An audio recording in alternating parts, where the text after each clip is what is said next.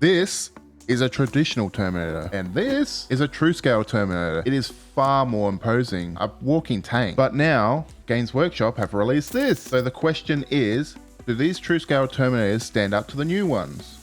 I think so.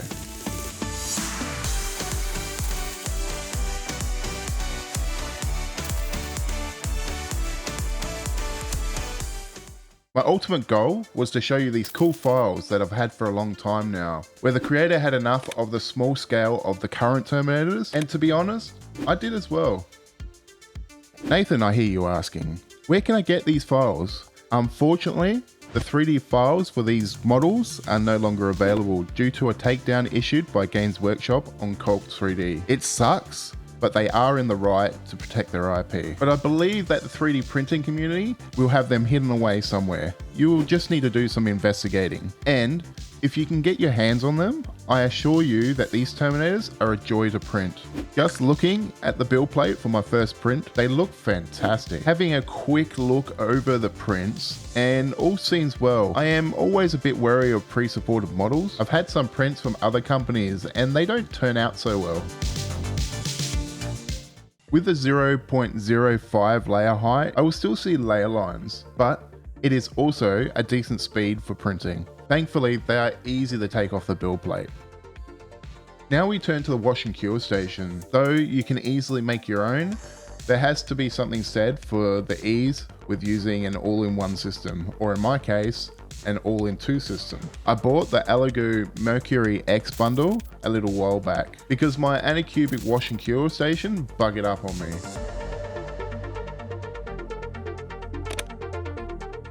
After letting the models dry, it is time to remove the supports. There is nothing like cracking the supports of a freshly printed model.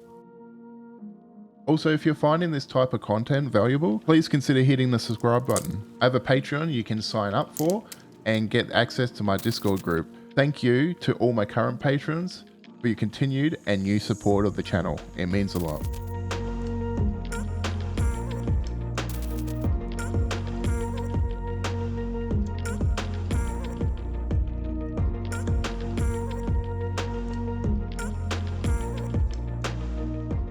These bases were freaking terrible, warping and had a bit of deformity around the lip. Also, they were incredibly thin. Next time, I will just order some bases from eBay in bulk.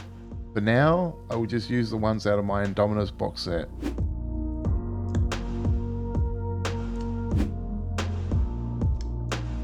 Time to cure all the parts. Curing time for me is a little up in the air. I am trying for 5-minute cure times, trying not to make the resin too brittle. More testing will be required in the future, and maybe even different resins. With the bases, I decided on something simple. Basing texture, I use this one from Vallejo, Earth Texture Acrylic. Using an all brush to lather it on, it dries rock hard, and I usually leave them overnight. Just make sure you clean up the rim of the base, otherwise you are just creating more work when it dries.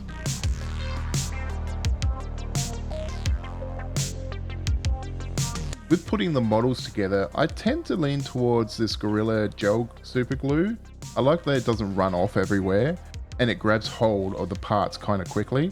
I love the Storm Bolter and Power Fist combo just because it looks really cool and not because I forgot to print out extra shoulder pads. With the models all put together now, can we just see how cool they are? I am sure a better painter will make these pop, but I'm going to give it a go.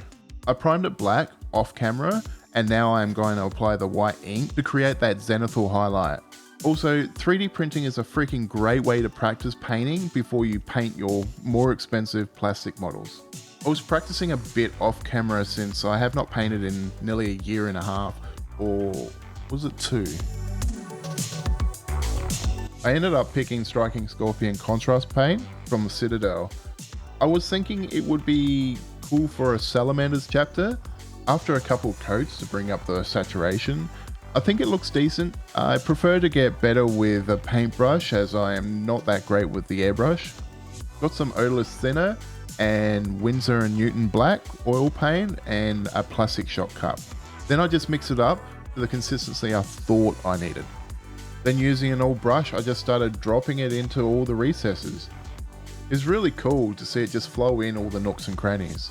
For removing the excess, I grabbed some cotton buds, dipped into the thinners and slowly wiped away the oil wash on the panels.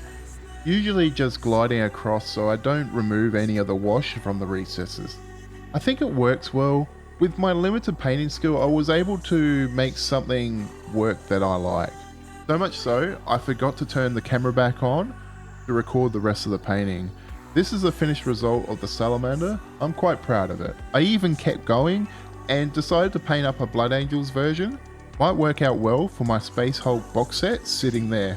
I want to say a big thank you to everyone that have made it this far. If you've enjoyed this, well, you might also enjoy my last video where I take a look at the differences between a Games Workshop Space Marine and a printed Marine.